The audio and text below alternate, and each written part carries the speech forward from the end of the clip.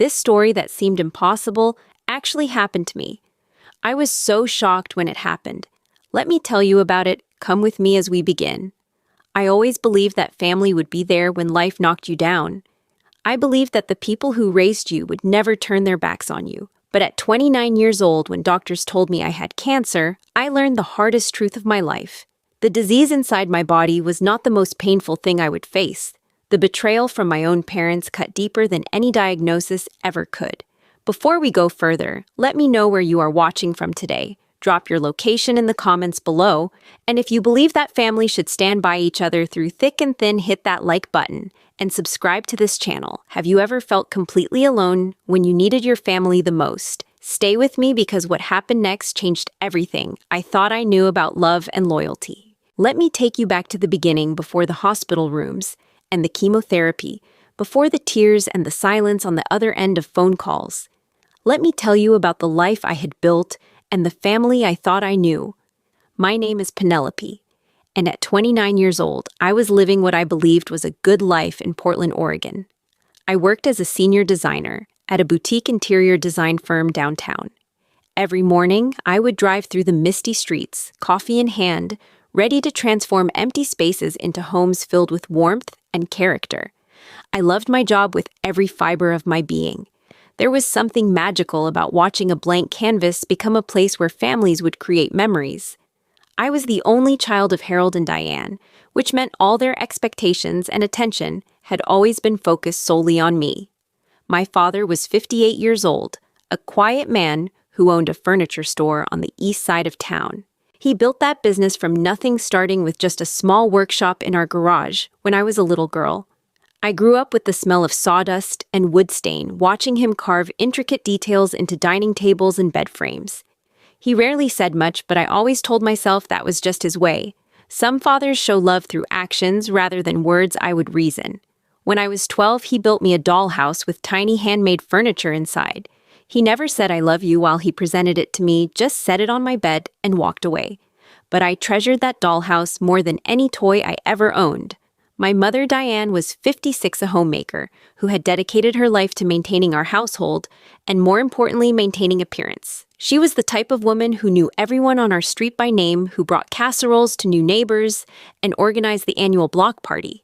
But beneath that friendly exterior was a woman who cared deeply, perhaps too deeply, about what others thought of our family. She would comment on my weight if I gained 5 pounds. She would compare my achievements to the daughter of her friend Patricia, a girl named Samantha, who seemed to excel at everything. "Why cannot you be more like Samantha?" she would say. Samantha got into Harvard. Samantha is engaged to a doctor. I learned early on that my mother's love came with conditions, even if I did not want to admit it to myself. Growing up in that house, I became fiercely independent out of necessity. I put myself through college at Portland State University, working 2 jobs to pay tuition, so I would not burden my parents with debt. I waited tables at a diner near campus and worked weekends at a retail store selling home goods. My parents never offered to help, and I never asked. Harold always said that struggle builds character. Diane always said that young people today have it too easy. So I struggled, and I built my character, and I told myself that their tough love was making me stronger. After graduation, I landed an entry-level position at the design firm and worked my way up over 7 years.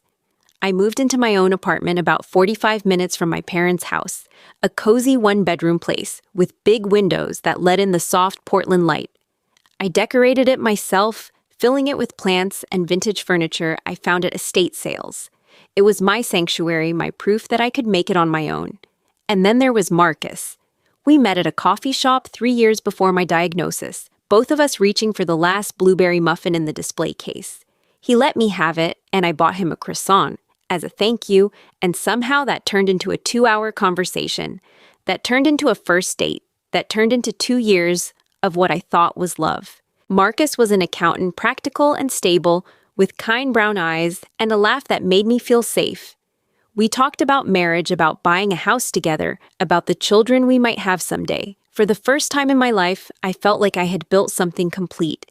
A career I loved, a home of my own, a man who I believed would stand by me forever, and parents who, despite their flaws, I assumed would always be there if I truly needed them. That assumption would prove to be the greatest mistake of my life. It started small the way these things often do, a tiredness that would not go away no matter how much I slept. I blamed it on work stress on the big project I was leading for a wealthy client who kept changing her mind about paint colors. Then came the weight loss, 5 pounds in 2 weeks without trying. I told myself it was because I had been too busy to eat properly. I was always good at telling myself stories, at explaining away the things I did not want to face. But then one night lying in bed after a shower, my hand brushed against something that made my heart stop.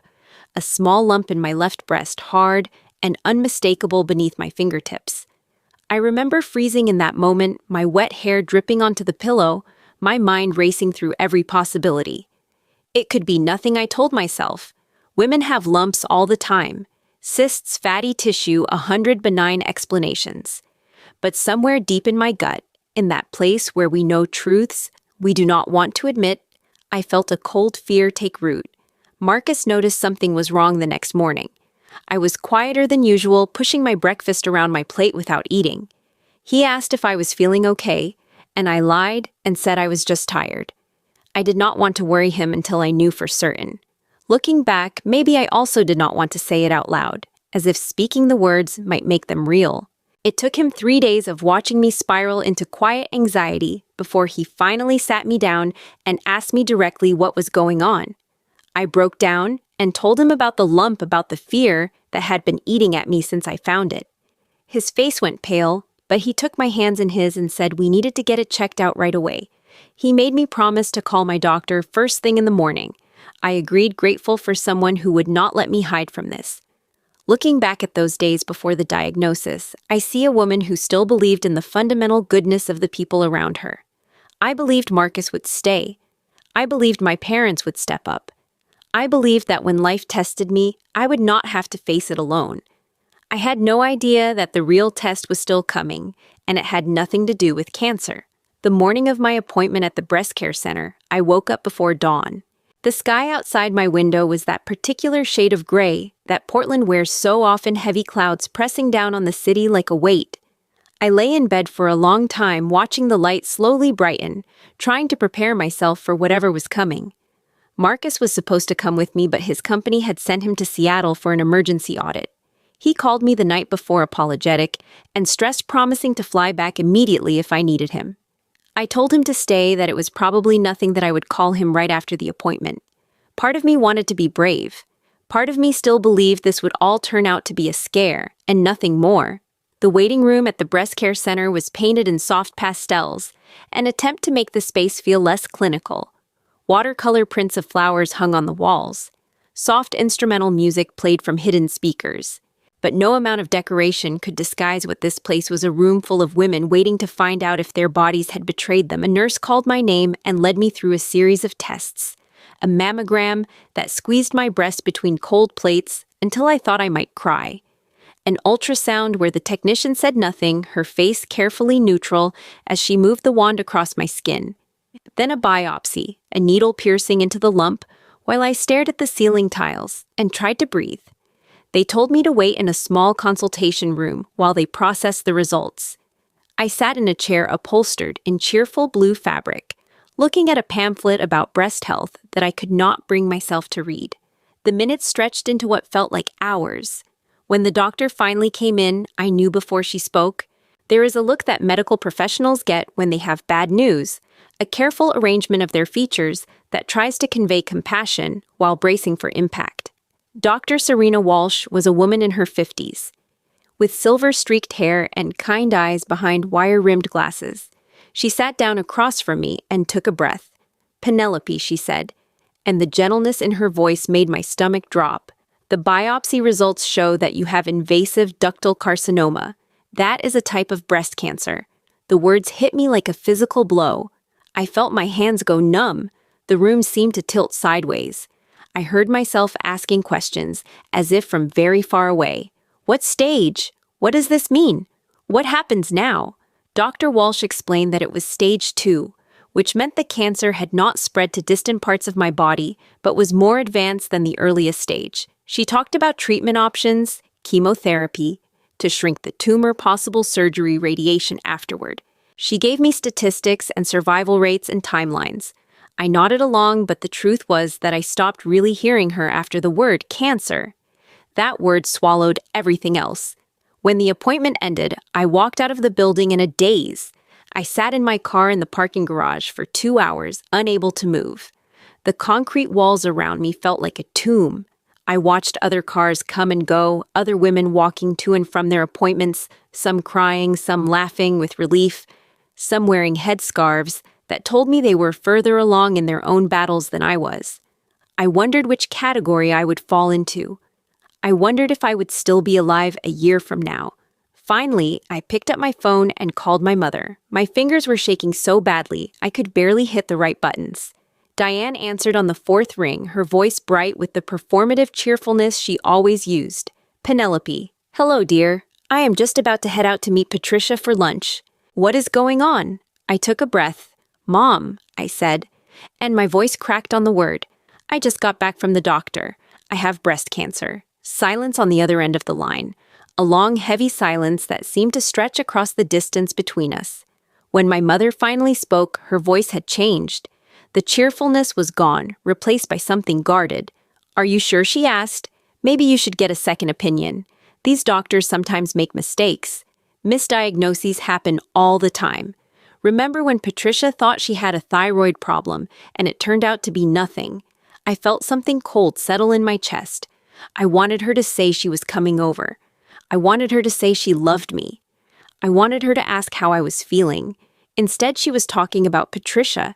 They did a biopsy, Mom. They are sure. Stage 2. I start chemotherapy in 2 weeks. Another silence. Then, well, that is a lot to take in. Let me talk to your father, and we will call you back. She did not ask if I was scared. She did not ask if I had someone with me. She said she had to go because she did not want to keep Patricia waiting. And then she hung up, and I sat in that parking garage and cried until I had no tears left. Harold called me back that evening around 8 o'clock. I had made it home by then, had somehow managed to drive across town, and climbed the stairs to my apartment, had collapsed on my couch, and stared at the wall for hours. His name on my phone screen made my heart leap with hope. Maybe he would be different. Maybe he would say the words I needed to hear. Your mother told me the news, he said. His voice was flat businesslike, the same tone he used when talking to suppliers about delivery schedules. So what is the situation with your health insurance? Does your company plan cover the treatment, or are we looking at out-of-pocket expenses? I am scared, Dad. Well, that is understandable. But fear will not pay medical bills. You need to get the financial side sorted out first. Make a spreadsheet. Track everything. He talked for another 5 minutes about practical matters. Never once did he ask how I was coping emotionally.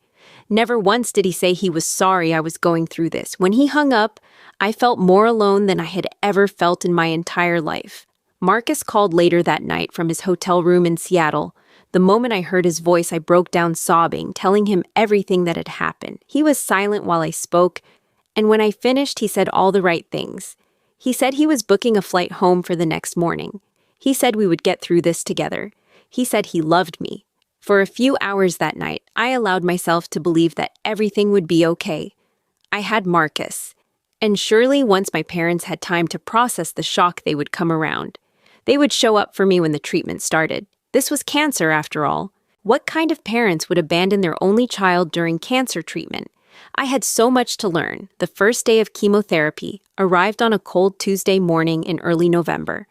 The leaves had fallen from the trees, leaving bare branches that scraped against the gray sky like skeletal fingers. I had spent the previous night unable to sleep reading articles online about what to expect, watching videos from cancer survivors sharing their experiences.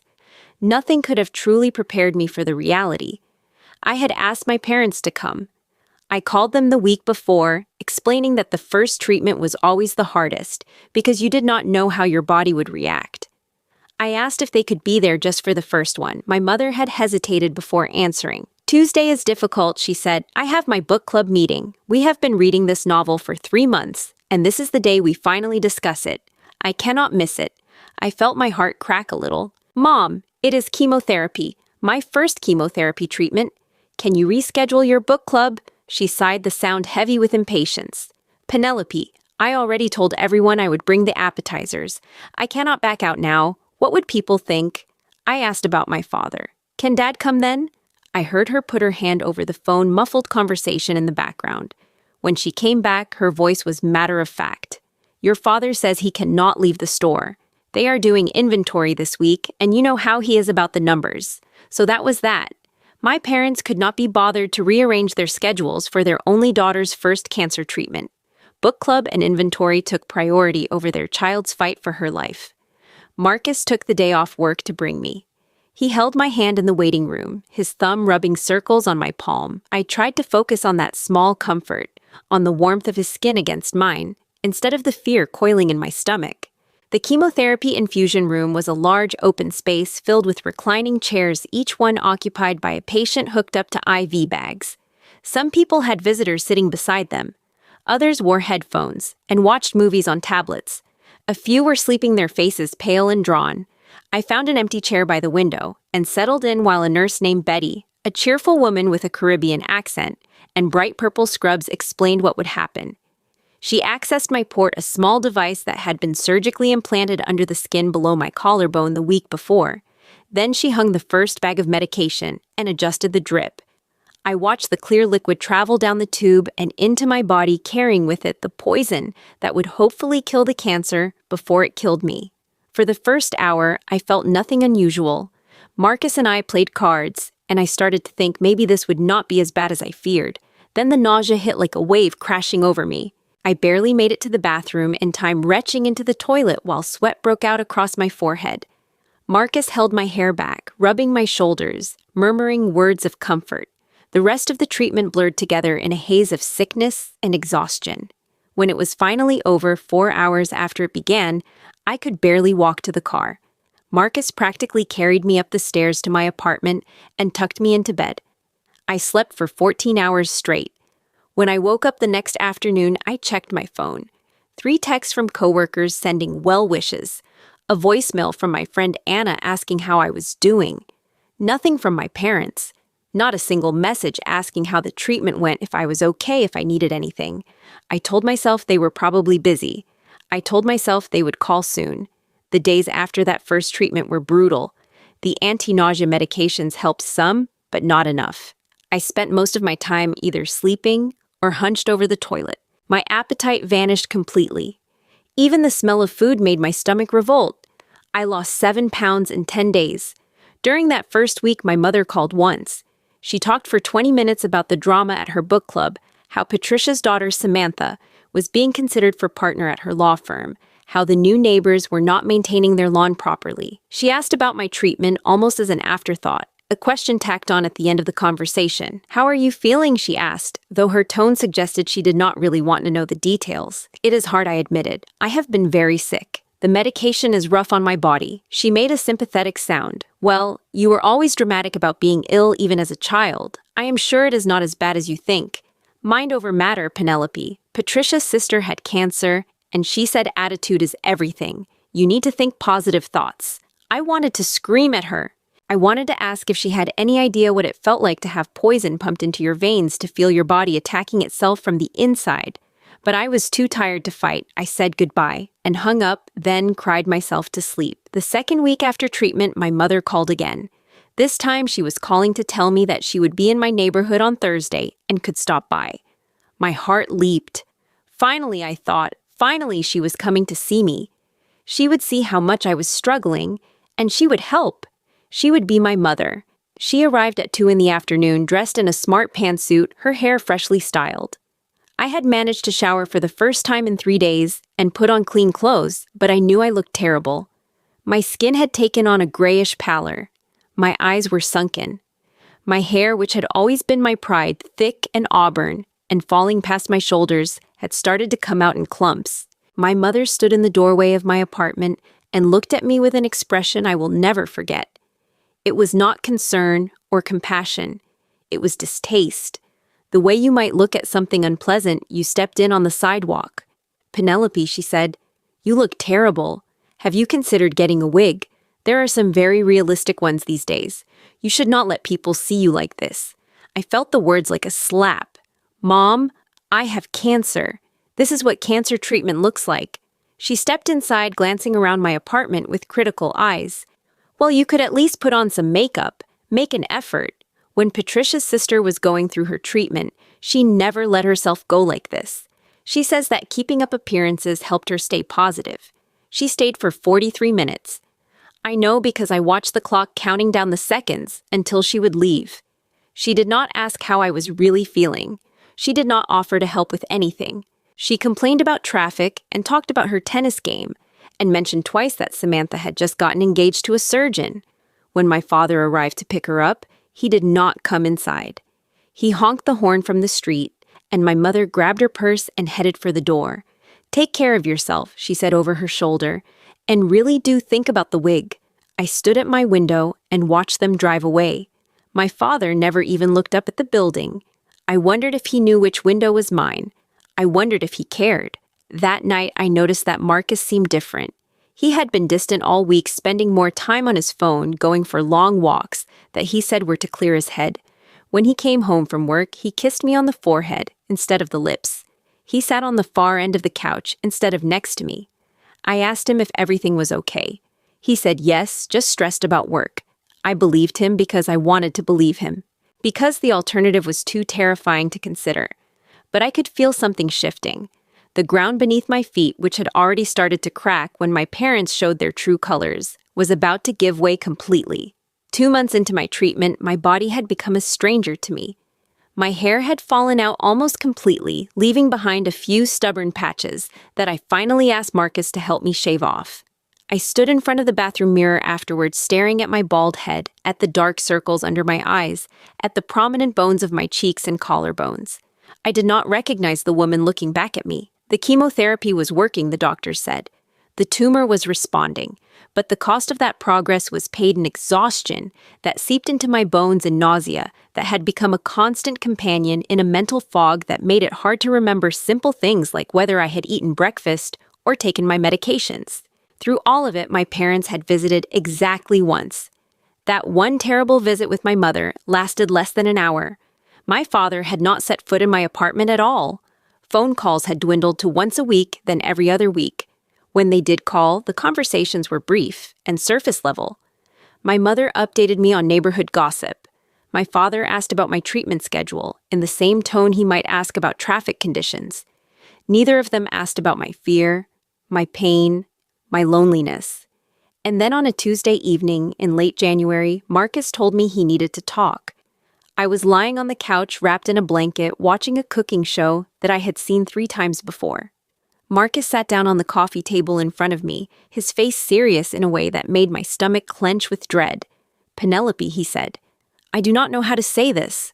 I waited. The cooking show host was explaining how to properly sear a steak. The sizzling sound from the television seemed very loud in the silence. "I cannot do this anymore," Marcus said. He did not look at me when he spoke. He looked at his hands clasped tightly together in his lap. "I thought I could, but I cannot.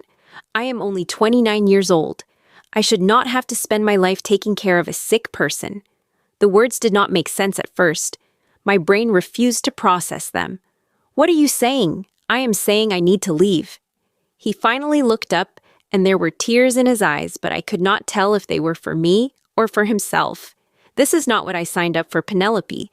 When we started dating, you were healthy, you were vibrant, we had plans, a future. But now every day is about doctor appointments and treatments, and you being too sick to even leave the apartment. I cannot live like this. I am fighting for my life," I said. My voice came out small and broken. "I have cancer, Marcus. I am trying to survive." "I know," he said. "And I feel terrible about this. I really do. But I have to think about what I want for my life. And this is not it. I do not want to spend my 30s as a caretaker. I do not want to put everything on hold." He paused, swallowing hard. "I have already found an apartment across town. I will move my things out tomorrow while you are at treatment." I could not speak. I could not breathe. The room was spinning around me, and I gripped the blanket tighter, as if it could anchor me to reality. The man I had loved for 2 years, the man I had planned to marry, was leaving me. He was leaving me in the middle of cancer treatment. He was leaving me because I was sick. Marcus stood up. "I am sorry, Penelope. I hope you beat this. I really do." He walked into the bedroom. I heard him opening and closing drawers, packing a bag. 20 minutes later, he was gone. The door clicked shut behind him and I was alone. I do not know how long I sat there on that couch staring at nothing. The cooking show ended, and another one started. The sky outside my window turned dark. At some point, I realized I was crying, though I could not feel the tears.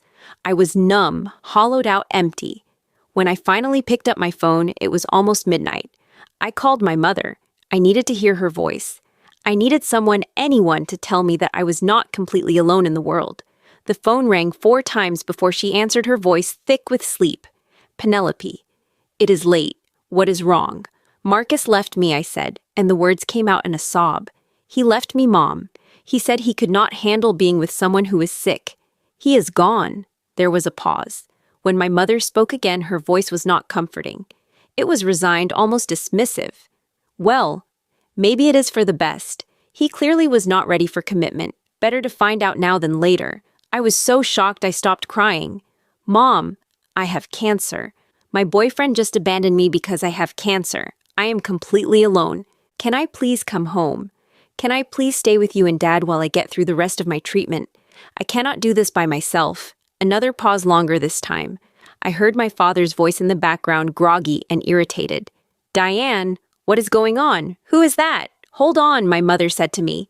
Then muffled to my father, it is Penelope. Marcus left her. She wants to come stay with us. I could not hear his exact words, but I heard his tone. Sharp, final. My mother came back on the line. Penelope, your father and I need to discuss this. I will call you tomorrow. She hung up, and I spent the rest of that night sitting on my couch, wrapped in a blanket, alone, in an apartment that still smelled like Marcus's cologne, wondering how my life had fallen apart so completely. True to her word, my mother called me back the next evening. I had been at chemotherapy all day, sitting in that reclining chair, watching the poison drip into my veins, surrounded by other patients who at least had someone sitting beside them. I had come home to an apartment stripped of Marcus's belongings, half-empty closets, and bare spots on the shelves where his books and photos used to be. I was lying in bed too weak to eat the soup I had heated up when my phone rang. Penelope, my mother said, your father and I have talked about your request. I waited, my heart pounding. Please, I thought, please just this once be my parents. Please just this once choose me. We have decided that it would be better for you to stay in your own apartment. My mother's voice was firm, rehearsed, as if she had practiced the words. We do not have the space to accommodate you. The guest room is being used for storage. And frankly, neither your father nor I have the energy to take care of a sick person. We are not young anymore. I felt something inside me crack. Mom, I whispered. I am your daughter, and we raised you to be independent, she said. You have always been capable of handling things on your own. This is no different. You need to figure this out, Penelope. We cannot put our lives on hold for you. Before I could respond, I heard my father take the phone. His voice was gruff, impatient. Listen here, he said. Your mother and I have a reputation in this community. If people see you at our house looking the way you look right now, they will talk. Do you have any idea what that would do to my business? People do not want to buy furniture from a family with problems.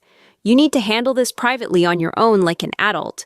I could not believe what I was hearing. You are worried about your furniture store, I said. I have cancer, and you are worried about what the neighbors will think. We all have our crosses to bear, my father said. This is yours. Deal with it. And then he hung up on me. I sat in my bed holding my phone, staring at the screen long after it had gone dark.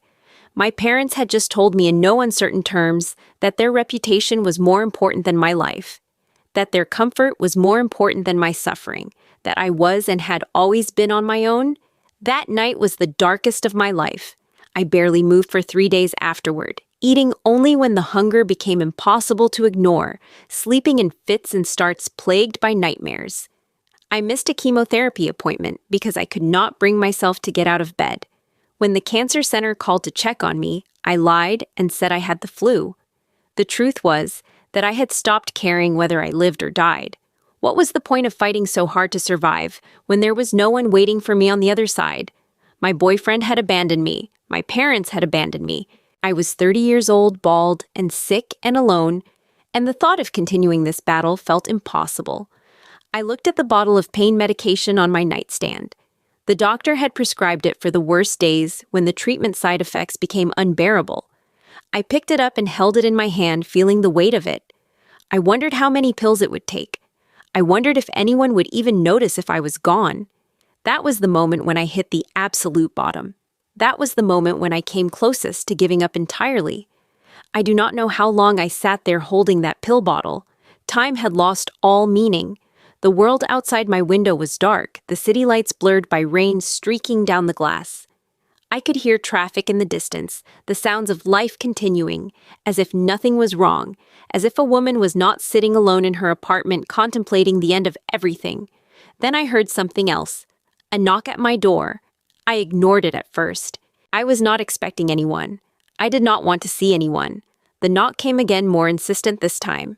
Then a voice, muffled but warm. "Sweetheart, I know you are in there. I can see the light under your door. Open up, please." I did not recognize the voice. Curiosity, or maybe just the habit of responding to another human being, made me put down the pill bottle and shuffle to the door. I looked through the peephole and saw a woman I barely knew, my neighbor from the apartment next door, Eleanor. We had exchanged maybe a dozen words in the 2 years I had lived here, mostly hellos in the hallway or comments about the weather. I opened the door. Eleanor stood there holding a thermos and a folded blanket. She was 68 years old, with silver hair cut short and practical, and kind brown eyes that crinkled at the corners when she smiled. Tonight those eyes were filled with concern. "I heard you crying," she said gently. "These walls are thin. I have been hearing you cry for days now, and I could not stand it anymore. I had to check on you. I did not know what to say." I stood there in my old bathrobe, my bald head uncovered, my face swollen from tears, and I felt ashamed. I must have looked like a ghost of the person I used to be. But Eleanor did not flinch. She did not look at me with distaste or pity. She just held up the thermos. "I made ginger tea," she said. "My own recipe. It helps with nausea. And this blanket was crocheted by my grandmother. It has seen me through some dark times. I thought maybe you could use it tonight." She did not wait for me to invite her in. She just walked past me into my apartment, took one look around at the empty soup cans, and the pile of tissues, and the general chaos of a life falling apart, and set about making things right. She cleared a space on my couch, arranged the blanket, and poured me a cup of tea from the thermos. "Sit," she said. "Drink this. And then if you want, you can tell me what is going on. Or you do not have to tell me anything. Either way, you are not going to be alone tonight." I sat. I drank the tea, which was surprisingly good, the ginger warming me from the inside. And then, without meaning to, I started talking. I told her everything. The diagnosis, my parents, Marcus, the phone call where my father said he was worried about what the neighbors would think, the bottle of pills I had been holding when she knocked. Eleanor listened without interrupting. When I finished, when I had no more words left and no more tears, either she reached out and took my hand. "I need to tell you something," she said. "My husband Raymond died of lung cancer 7 years ago. He was diagnosed at stage 3, and he fought for 18 months before his body gave out. I took care of him every single day. I held him when he was scared. I cleaned him when he could not clean himself. I slept in a chair next to his hospital bed because I could not bear to be away from him for a single night. And when he died, when he took his last breath with his hand in mine, I thought my life was over too." She squeezed my hand. "But here is what I learned, Penelope. We do not get to choose the family we are born into, but we do get to choose the family we create. Your parents failed you. That is their shame to carry, not yours. But you are not alone. You have never been alone. You just did not know where to look. From that night forward, everything changed. Eleanor became my lifeline. She drove me to my chemotherapy appointment, sitting beside me in those uncomfortable chairs, reading aloud from mystery novels to pass the time. She cooked for me, showing up at my door with containers of homemade soup and casseroles. She had been a nurse for 35 years before retiring, and she knew exactly how to care for someone going through treatment. She knew when to push me to eat and when to let me rest. She knew how to rub my back when the nausea hit and how to distract me when the fear became overwhelming. But she did more than just care for my body. She introduced me to a whole community I had not known existed. The cancer support group at the hospital met every Wednesday evening, and Eleanor practically dragged me to my first meeting. I was terrified, certain that I did not belong, that I had nothing in common with these strangers. I was wrong. There was Marjorie, 45 years old, fighting ovarian cancer with a fierce determination and a wicked sense of humor. There was Thomas, 52, a former construction worker dealing with lung cancer, who cried openly at meetings and was not ashamed of his tears. And there was Iris, 38, who had been diagnosed with breast cancer the same month as me.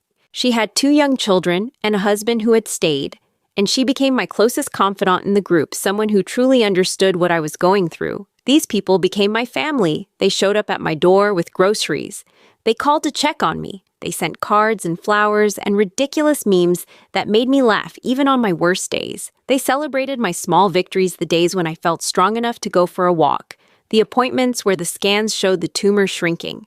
They mourned with me on the hard days when the treatment felt endless and the fight felt impossible. About 4 months into knowing Eleanor, I finally told her about the night she knocked on my door, about the pill bottle I had been holding. She did not gasp or lecture me or call anyone. She just nodded, her eyes filling with tears. "I know," she said. "I could feel it. That is why I could not wait another moment to knock. Something told me you needed someone right then." I asked her how she knew. She smiled a sad smile full of remembered pain. "Because I held the same bottle once," she said, "after Raymond died.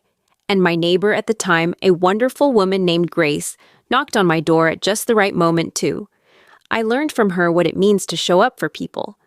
Now I am passing that lesson on to you." She looked at me with fierce love. "And someday you will pass it on to someone else.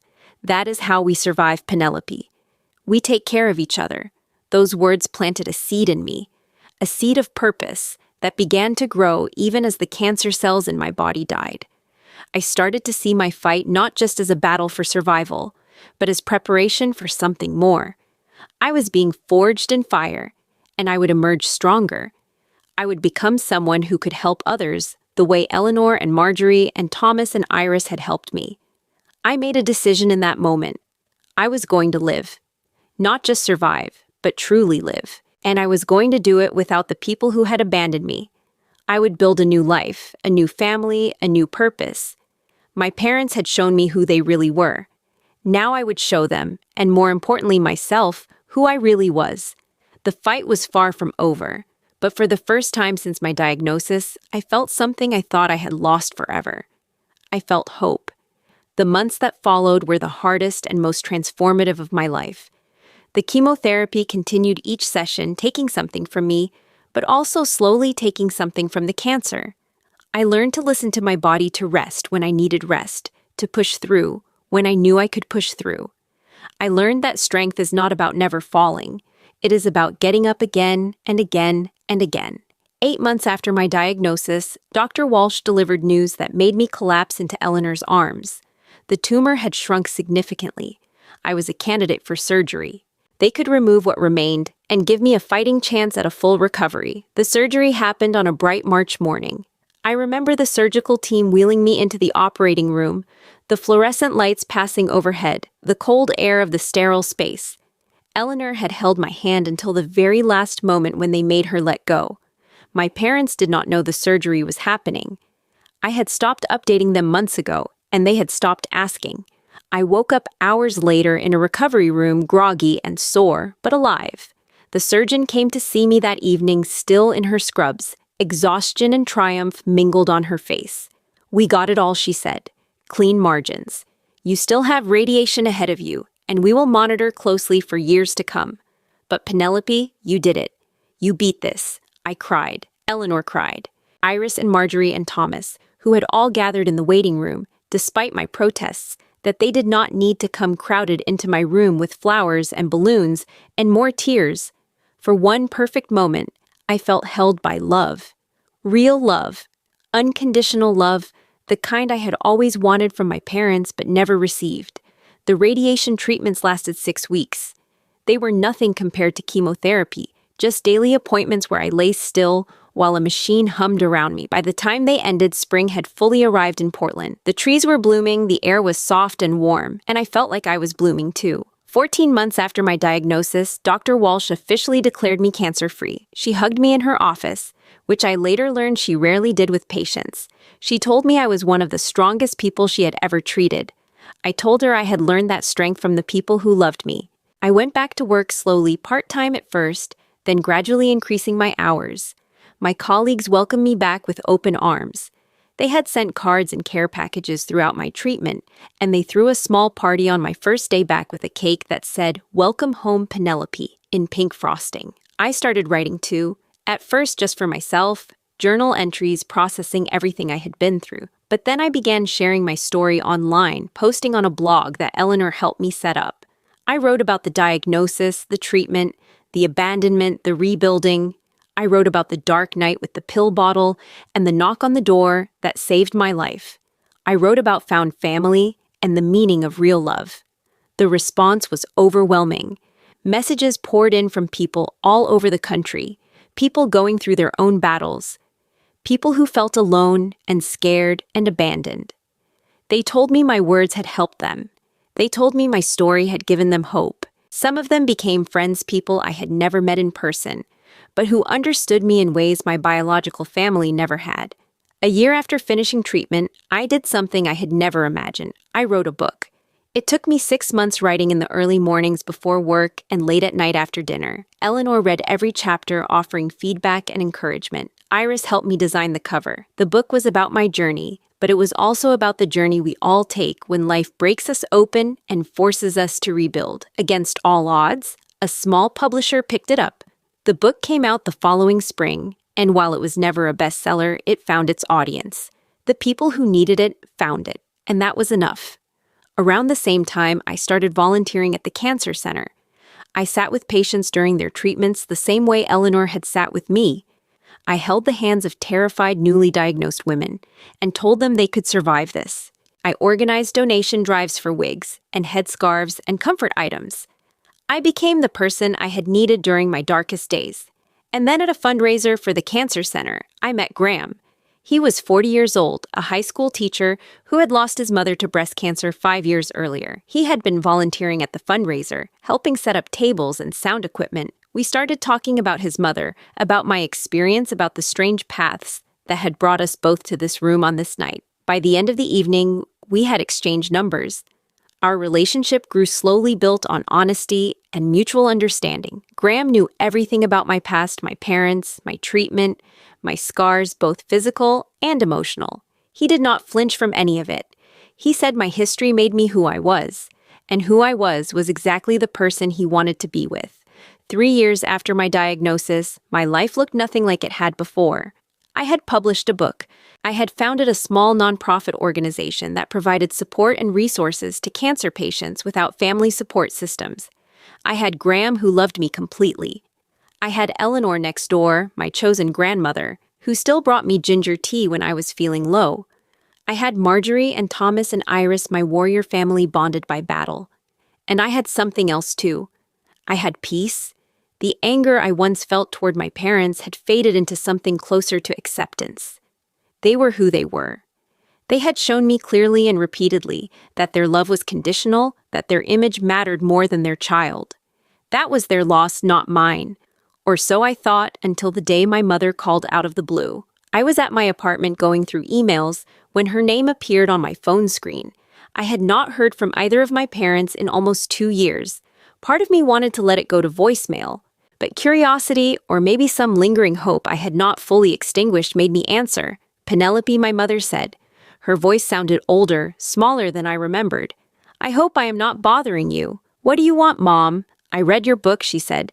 "I found it at the library. I did not know everything you went through." I waited. The silence stretched between us. "Your father and I would like to see you," she continued. "We think it is time to move forward. Family is family, after all. We should not let old disagreements keep us apart." Old disagreements. She called abandoning me during cancer treatment an old disagreement. I almost laughed, but the sound caught in my throat. "I will think about it," I said. And then I hung up. I did think about it. For weeks, I turned the idea over in my mind. Part of me wanted to refuse to never see them again to protect the peace I had built, but another part of me knew that I needed closure. I needed to say the things I had never been able to say. I needed to face them one last time, not for their sake, but for mine. I called my mother back a month later and agreed to meet. She suggested their house, but I refused. neutral territory. I chose a coffee shop downtown, a bright modern space where I had once met clients for design consultations. It felt fitting somehow, a place where I had always been professional and in control. On the day of the meeting, I dressed carefully, not to impress them but to armor myself. I wore a dress I loved, one that made me feel confident and strong. My hair had grown back darker than before, but thick and healthy. I looked nothing like the bald and broken woman they had abandoned 3 years ago. They were already there when I arrived. My father sat stiffly in a chair too small for him, his hair grayer than I remembered, his face more lined. My mother sat beside him, clutching her purse like a shield, her eyes darting around the room. When they saw me approach, both of them stood. "Penelope," my mother said, "you look wonderful, so healthy. We are so happy to see you." I sat down across from them without hugging either one. A waitress came and I ordered coffee. Black. My parents ordered nothing. So I said, "You wanted to see me." My mother launched into a speech she had clearly rehearsed. She talked about how difficult the past few years had been for them, how they had worried about me from a distance, how they had not known what to do when I was sick. She mentioned their age, their limitations, the challenges of having an independent daughter who did not always let them in. I listened without interrupting. When she finished, she looked at me expectantly, waiting for forgiveness, for reconciliation, for the prodigal daughter to come home. I turned to my father. He had not spoken since I arrived. His jaw was tight, his eyes fixed on the table. "Dad," I said, "do you have anything to add?" He looked up at me then. "Your mother said it all. We are your parents. We deserve to be part of your life. Whatever happened before, we should be able to move past it. Whatever happened before." As if he had not told me he cared more about his furniture store than his dying daughter. As if he had not hung up on me when I was crying and alone and terrified. I took a breath. The words I had waited 3 years to say rose up in me clear and calm. I looked my father directly in the eyes. "I survived without you." 4 words. That was all, but they held everything. My father's face went pale. His mouth opened then closed. For once in his life, he had nothing to say. My mother reached for my hand, but I pulled it away. "Penelope, please. We are trying here. We want to make things right." I stood up. "There is nothing to make right," I said. "You made your choice 3 years ago. You chose your reputation, your comfort, your lives. And I made my choice too. I chose to live. I chose to build a family of people who actually show up. I chose to let go of the hope that you would ever be the parents I needed. I put money on the table for my untouched coffee. I am not angry anymore," I told them. "I do not hate you. I just do not need you." And that is the difference between then and now. Back then, I was begging you to love me. Now I know that I deserve better than love I have to beg for. I walked out of that coffee shop and did not look back. I heard my mother call my name, but I kept walking. Out into the sunshine, into the city I loved, into the life I had built from the ashes of their abandonment. That meeting at the coffee shop was 2 years ago.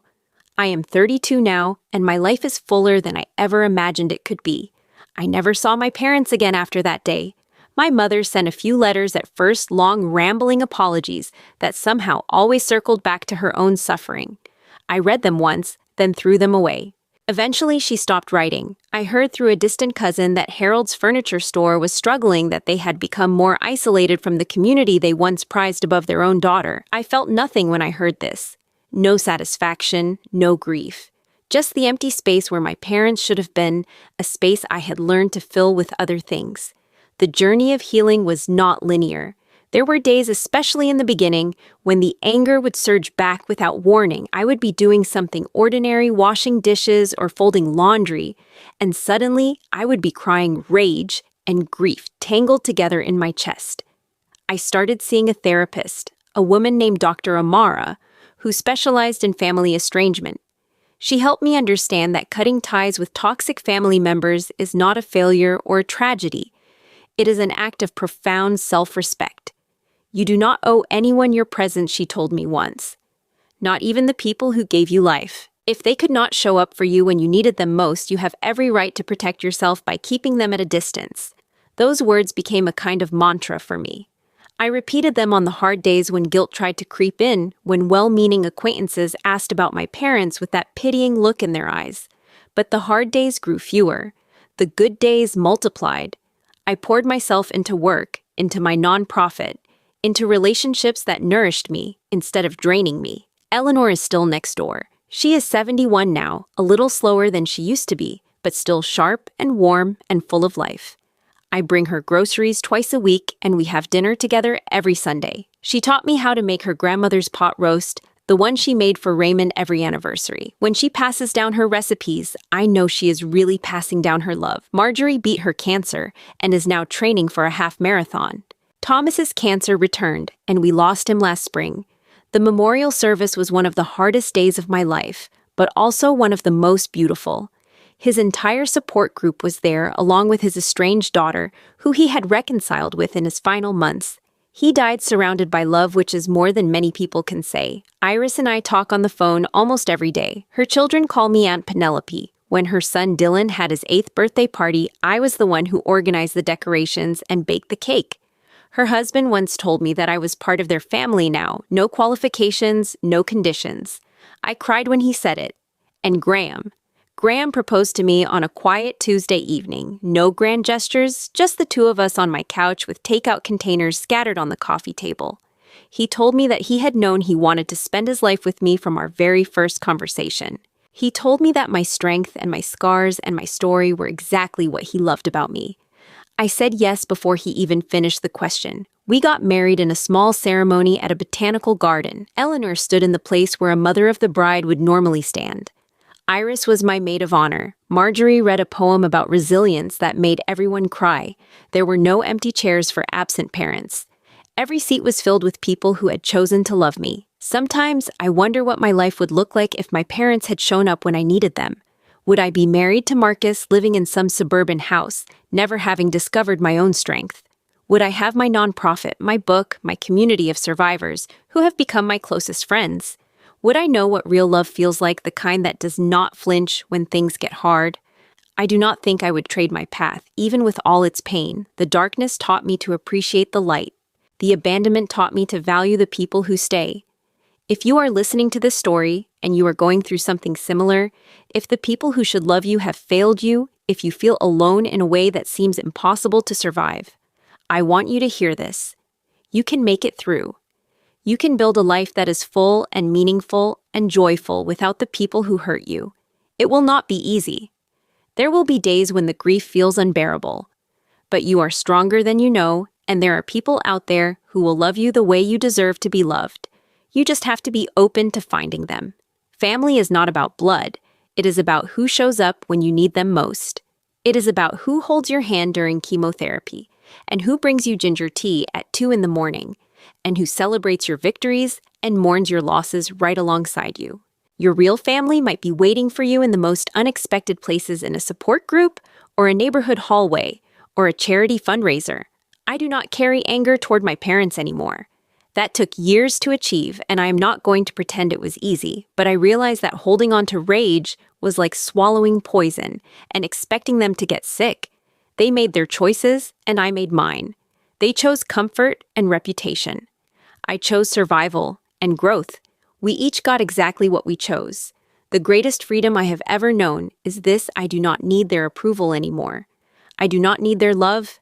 I have built a life that is rich and full without them, and that is the most powerful response I could ever give. I survived without you. 4 words that changed everything. 4 words that set me free. Sometimes the people who are supposed to love us the most are the ones who hurt us the deepest. But here's the truth I learned. You can survive without them. And more than that, you can thrive. If my story resonated with you, I would love to hear from you in the comments below. Have you ever had to walk away from family members who could not show up for you? How did you find your way through? Your stories matter, and sharing them might help someone else who is going through the same thing right now. If this video touched your heart, please hit that like button and share it with someone who might need to hear it. Subscribe to this channel so you do not miss future stories of resilience and hope. Your support helps me continue sharing these experiences with the world.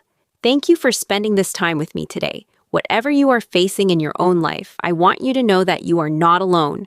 There are people who will love you without conditions, who will stay when things get hard, who will choose you again and again. You deserve that kind of love. We all do. Take care of yourself and take care of each other. Until next time.